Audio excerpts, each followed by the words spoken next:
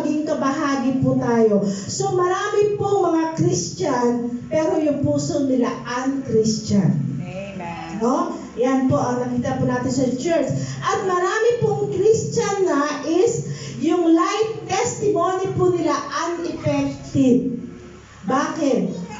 Paano ka naman makapagsabi sa iba na mag-commit ka, sis? Mas maganda nagko-commit kay Lord. Ikaw nga hindi nagko-commit eh. Amen?